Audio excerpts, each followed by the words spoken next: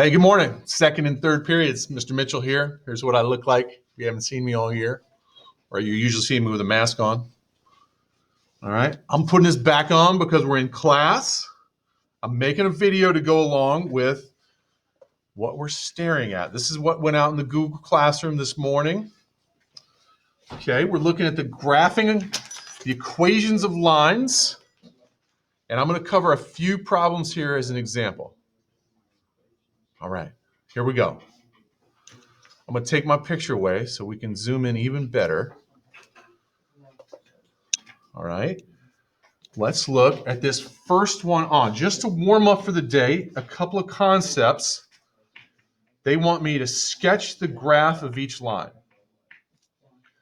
And they're telling me two things, an x-intercept and a y-intercept. What we've been working with most here is the linear equation.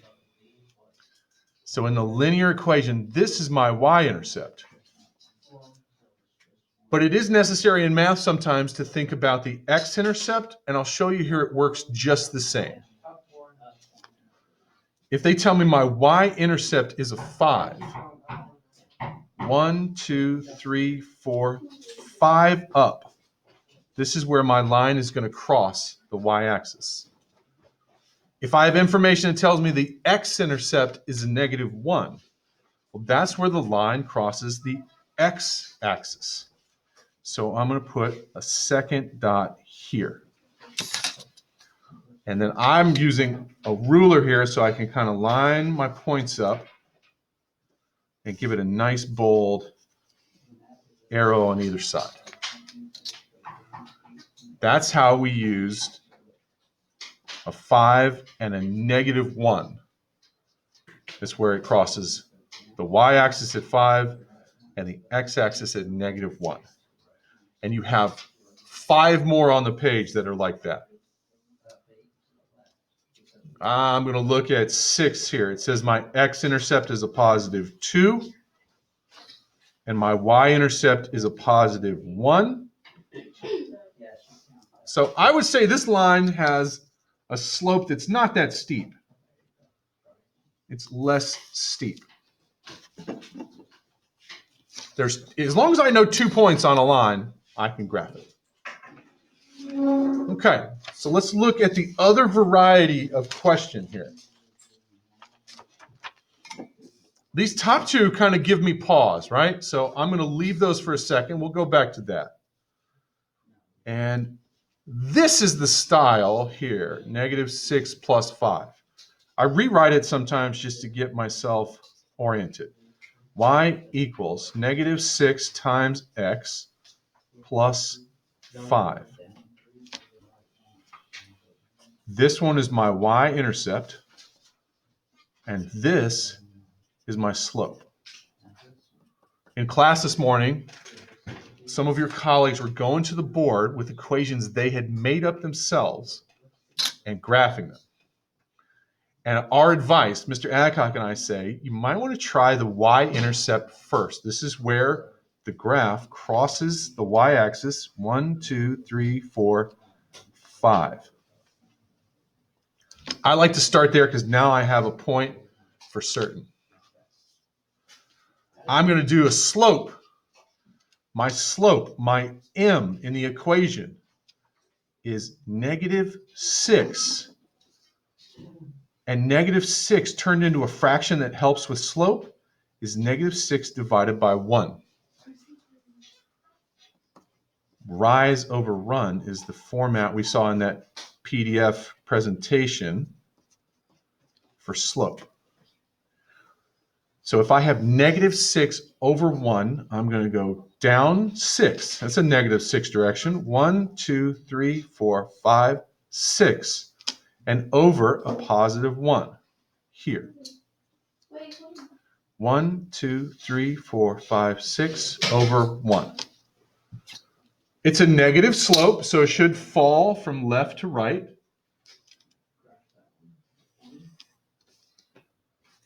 It is falling from left to right. There's 2 points. Oh, I missed it a little bit, but it should go right through this crosshair. For what you guys are turning in at home, if you can graph this on a piece of scratch graph paper or manage to alter the PDF online, or you could print the PDF, do these, take pictures, and submit it to me. All right, let's look at these weird cases at the top. Whoa. Here's a clue about the y-intercepts for these two. They are equal to 0. A mathematician is lazy about this. They will put, if they have a plus 0, they're going to leave it off of their equation. But that's what is implied here if I only have an x term. It is plus 0. I know that one of my points in this graph are here. Both of these have a y-intercept of 0. And that could be demonstrated here on the right. If my equation says y equals x, well, if I put in 0 for x, what is y? Y is 0. If I put in 1 for x, y is 1. If I put in 2, y is 2. So this is a picture of the graph for y equals x. There is a pattern here. The line will split the boxes in half, and the line will split the coordinate plane, or this quadrant of the coordinate plane in half. Every time x goes up by 1, y goes up by 1. I'm going to connect these lines.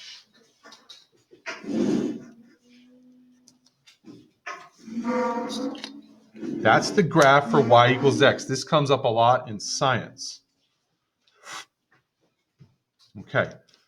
My slope, remember, mathematicians are lazy. If they just draw an x, the slope is 1 over 1. Up 1 over 1. And if you have 1x, they often just leave that off. Up 1 over 1. Up 1 over 1. This one, it's number 7 on your paper. It says -3 times x. So my slope, my m, is -3 over 1. That means go down 3 in the negative direction, positive 1. Down 3 over 1. It works in the opposite too. I can go up 3 and to the left 1. And I have plenty to draw my line. If I have a negative slope listed here, it says -3x, it should be a line that falls from left to right. All right. Wow, that's like 5 out of 20 done. I hope you guys are doing okay at home today. I'm going to look at one more towards the end.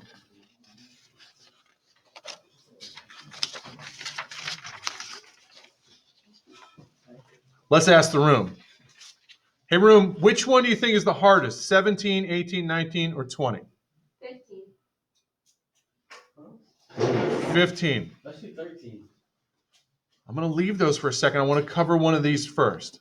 This is the last style where it says write the slope-intercept form of the equation of each line. Slope-intercept form. Here we go. Y equals mx plus b. If I'm writing an equation, which one of these looks most difficult to you? 17 or 9? What's the other vote? 19. 19. 2 votes for 19. Okay. Let's do this one. All right. Y equals mx plus b. I want my y-intercept first. So I'm just going to go ahead and write that again. Right next to the picture. What is my y-intercept here? It's down here. -4.5. I think it's probably a whole number on a worksheet here. It looks like it's striking the graph right at the bottom. What is that? -5. Good. Y equals, and now I have -5. That's my y-intercept. -5 is the y. And 3x. 3x is the slope. 3 is the x-intercept. Yes, the slope. What's the slope? -5. Slope is rise over run. So how do I get back to the graph? Let's see. The next time this line touches the graph is here. I'm looking at right where it touches the grid. It's definitely touching the grid right here. Plus 5 over 3. 1, 2, 3, 4, 5. 1, 2, 3. Up 5 over 3x.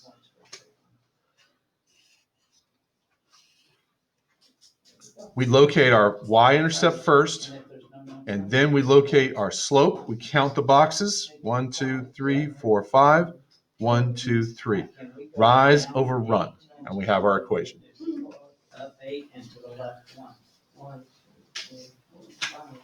Good job, team. It's going to take some eyeballs to kind of see where the spots are that touch the grid. Julie, are you okay? Oh, I don't know how to do this. Okay. All right. I think number 15 is kind of tricky. Anthony pointed this one out. All it says, you did? Yes. Okay, Hannah did too. It says x equals -2. That's all we have.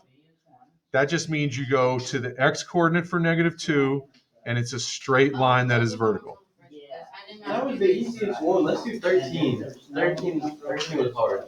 13? All right. Team at home, you're getting a lot of help from the crew here. Rise over run is a 1 over 5. And my y-intercept, the b in the equation, is +2. I start with this. My y-intercept is 2. And my slope is up 1. 1, 2, 3, 4, 5 over 5. 2 points is enough to make a line, so I'm going to do it.